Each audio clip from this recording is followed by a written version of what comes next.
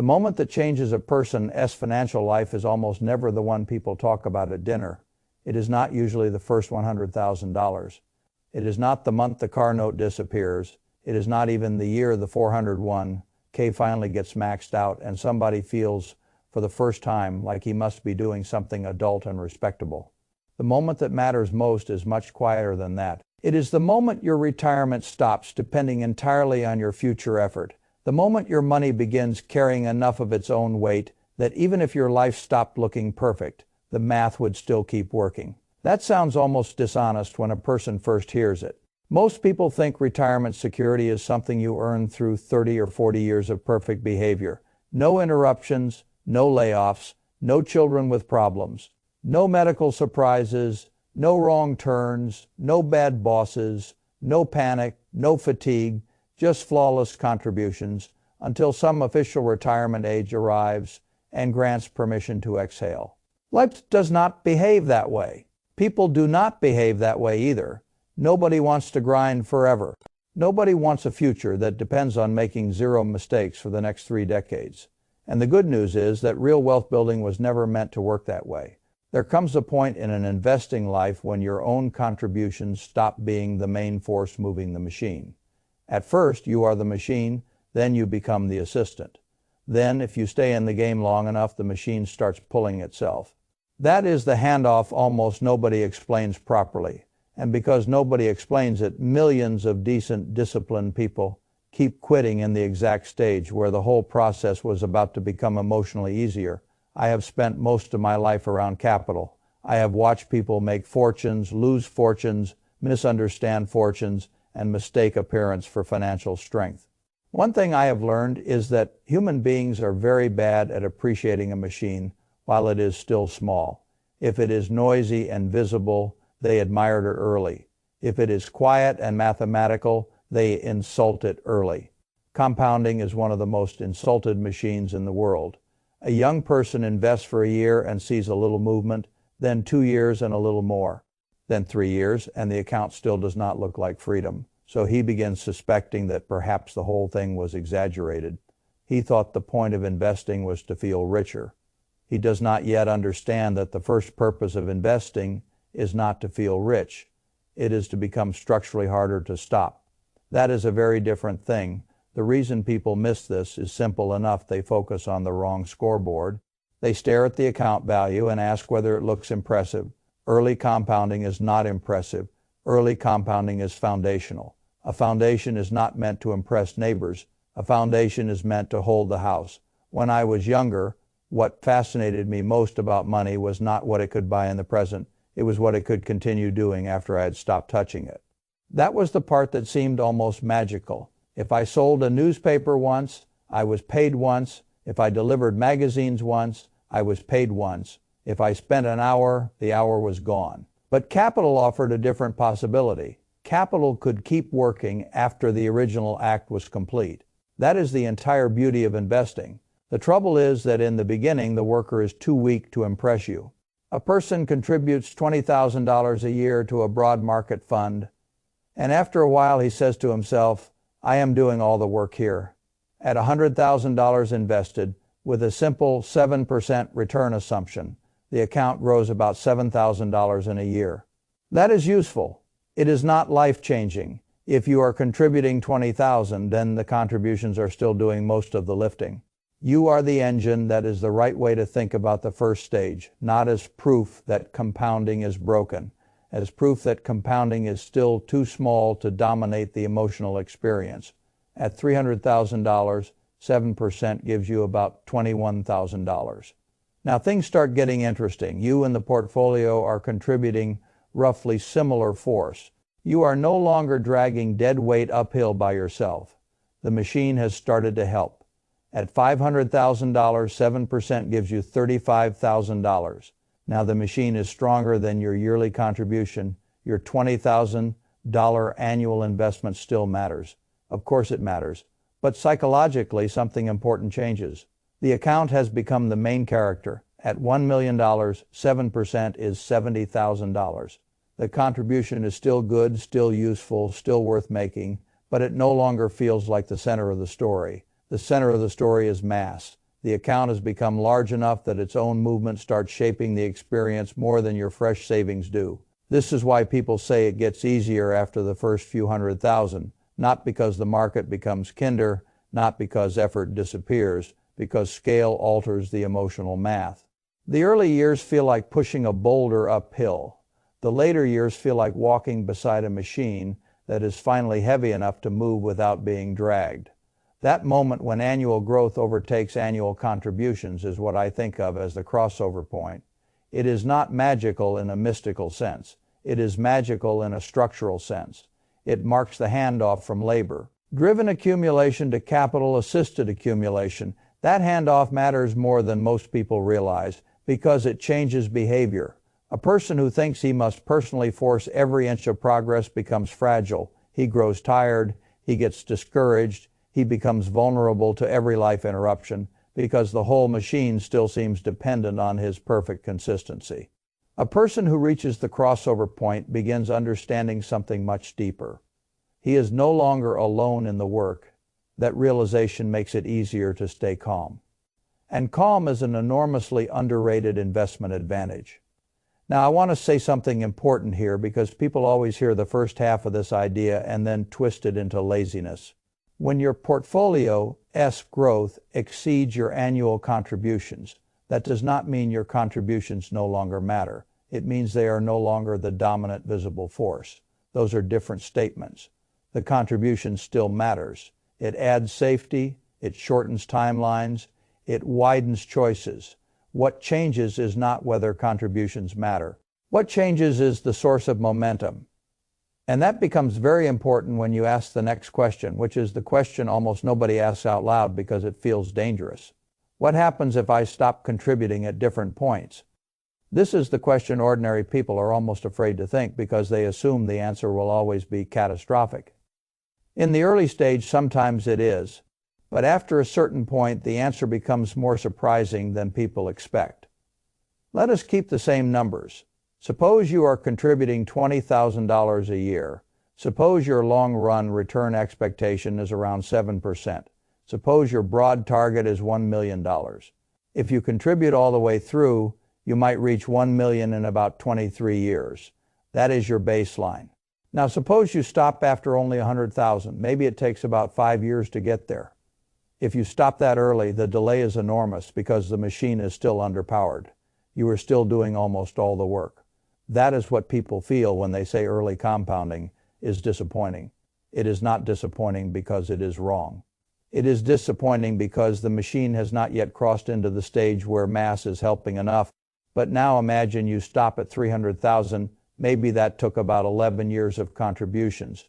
Now the machine is much larger from there. Compounding may still carry you to 1 million in roughly 18 more years, something like 29 years total. You did not get there as fast as if you had kept contributing the whole way. Of course not, but you did not lose forever either. The machine had enough scale to keep pulling.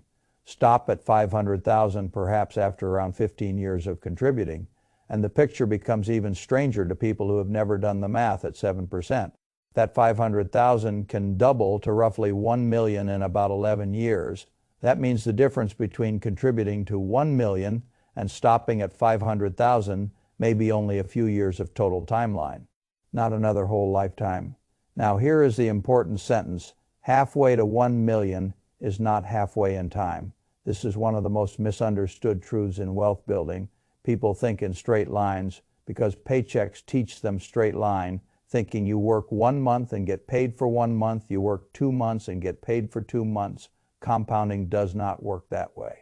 It behaves slowly in the beginning and disproportionately in the later stages. That is why the first big base matters so much. Not because it makes you rich by itself, because once the base is there, time stops feeling like an enemy and starts feeling more like an employee. Now, I want to separate two ideas that people constantly blur together. The crossover point is not the same thing as the moment you no longer need to contribute for retirement to work. Those are related moments, but they are not identical. The crossover point is a psychological turning point. There is another moment that is more strategic, a more serious one. That is the moment retirement becomes inevitable if you simply stop getting in the way. That is what some people call Coast-Fi. I do not care very much what label you use, but I care a great deal that you understand what it means. It means you already have enough invested today that if you never added another dollar, time and compounding should still grow that money into your retirement target by the age you intend to stop or slow down. That is not a retirement date. It is not a celebration date. It is a pressure release date. It is the moment future work becomes optional. In a way, it was not optional before. That is a much bigger deal than people realize. Because when a person understands that the future is no longer fully dependent on perfect contributions forever, he starts behaving differently in the present. He can take a lower paying job with better hours if the trade is worth it. He can leave a toxic employer with less terror. He can start a small business. He can reduce hours. He can breathe. He may still choose to keep investing. And I often think that is wise. But the emotional structure changes. The future has become more resilient than it looked before. Let me show you the arithmetic in plain language. Suppose you want to spend $70,000 a year in retirement. Fine. Now subtract the income you expect to arrive without needing to sell investments. Social Security, perhaps let us say $25,000, just to keep the example simple. That leaves $45,000 a year your portfolio must provide. Now, if you use a 4% withdrawal framework, you divide that annual need by 0.0445,000 divided by 0.04 gives you about $1.125 million. That is the finish line for the portfolio in this example. Now ask a different question. How much would you need today, assuming a reasonable real return over time, for that sum to grow to $1.125 million by retirement without further contributions? Let us say you have 30 years until retirement and you use a conservative 5% real return assumption after inflation. If you discount the target backed by that compounding rate over those 30 years, you get something in the neighborhood of $260,000. That is the Coast-Fi number in this simple example. Not because the world owes you those returns, not because nothing bad will happen, because the arithmetic says that if you can reasonably earn something like a 5% real return over 30 years, then about $260,000 today can compound into the required target later. This is the moment people never talk about honestly enough. Not because it is complicated, because it breaks the normal script. The normal script says retirement security depends on relentless perfection until old age. The truth is more nuanced. Retirement security becomes progressively less dependent on fresh effort once the machine gets large enough. And that is why so many people underestimate how close they may already be to a major psychological turning point. Now, I do not want to mislead anyone. The Coast-Fi number is not permission to become sloppy. It is not an excuse to raid the account. It is not a reason to stop caring about fees, taxes, asset allocation, or behavior. And it is certainly not a guarantee. It is a structural marker. It tells you the machine is large enough that the future is no longer resting entirely on your next contribution. That is valuable. But the rule after reaching that point is not celebrate by becoming stupid. The rule is simpler. Do not screw it up. Do not panic sell. Do not let lifestyle inflation eat the margin that the machine has finally created. Do not treat the account as a checking account with better branding. Do not decide that because compounding is now helping. Discipline is no longer necessary. That would be like finally getting a second rower in the boat and then choosing that moment to drill holes in the floor. I want to say something else here because it matters very much. Even after you reach the point where retirement math works without further contributions, continuing to contribute is still one of the smartest things you can do.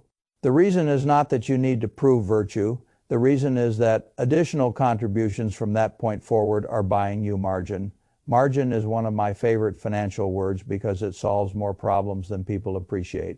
More contributions after Coast-Fi can mean retiring earlier, or retiring with more comfort, or covering healthcare shocks, or helping family, or surviving bad return sequences at the beginning of retirement, or simply living with a lower background hum of anxiety. That is what margin buys. It does not always look dramatic on paper. It feels magnificent in real life. Now let me come back to the emotional side of all this because The emotional side is usually what ruins people. Most investing burnout comes from measuring the wrong milestone. People say, "I will feel better when I am rich." That is a stupid milestone because rich is vague and always moving. Other people say, "I will feel secure when I retire." That is also a weak milestone because it pushes all emotional relief into a distant future and robs the middle years of meaning. I prefer much more practical markers. The first 10,000, that proves the habit is real and not just a mood. The first 100,000, that is the first stage where compounding starts showing up often enough to feel less theoretical. The crossover point, that is the handoff where growth begins outpacing your annual contributions. Then the extraordinary moment when your portfolio can generate more in a year than your own savings habit can reasonably add. That feels surreal the first time you see it. Then the coast-fi number, that is the point where retirement no longer depends entirely on future perfect behavior.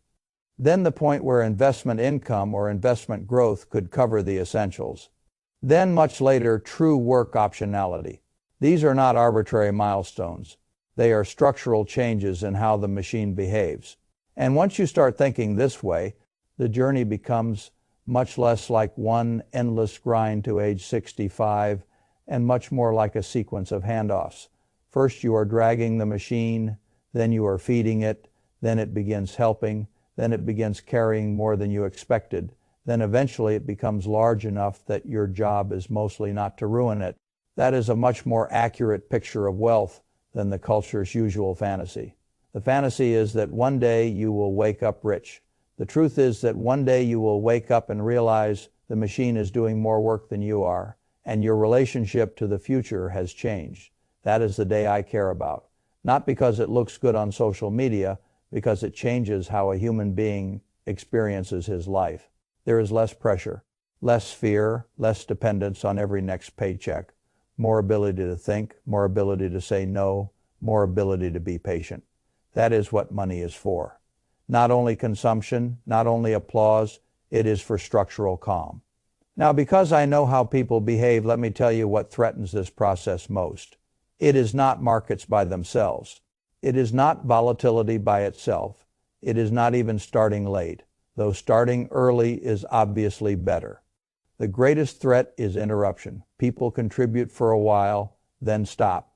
They get discouraged because the first phase feels slow. They panic because the market drops. They raise spending every time income rises and leave no room for the machine. They turn the account into an emergency fund because they never built an actual emergency fund. They buy the wrong kinds of funds because they wanted excitement instead of durability. They pay high fees because they assumed expensive must mean sophisticated. They keep asking the portfolio to entertain them while the portfolio is trying to free them. That is what destroys people. Not one bad quarter, bad structure. This is why I have always preferred boring, when boring is economically correct. A broad, low-cost index fund is boring. Automatic monthly contributions are boring. Ignoring market noise is boring. A proper emergency reserve is boring. Staying invested through ugly headlines is boring. Using a calculator instead of hope is boring. Good, boring is what compounds. Excitement usually invoices you later. Now let me say one final thing to the person who feels behind. You may be closer to a major turning point than you think. Not because I want to flatter you, because people usually underestimate the power of time once a base is built. If you are sitting at 80,000 or 120,000 or 200,000 and you are still contributing, you are not in some meaningless middle. You are in the stage where the machine is gaining weight. Weight matters, mass matters, time matters. And if you keep the structure clean, there comes a point where the old story, the one that said your future depends entirely on how much pain you can tolerate from your own labor, stops being fully true. That is when retirement begins becoming inevitable. Not guaranteed, not tomorrow, but mathematically alive. And that is one of the most liberating things a person can understand, because once you see it, you stop thinking only in terms of endless sacrifice. You start thinking in terms of thresholds, engines, handoffs, critical mass. You begin understanding that you are not just saving random dollars. You are building a machine. At first, the machine needs you for almost everything. Then it needs you less. then it mainly needs you not to get in the way. That is the whole trick. Not brilliance, persistence, good structure, enough time, and the humility not to interrupt the process simply because it took longer to feel real than your emotions wanted it to. That is how ordinary people do extraordinary things with money. Not by being perfect forever, by staying in the room long enough for the machine to finally introduce itself.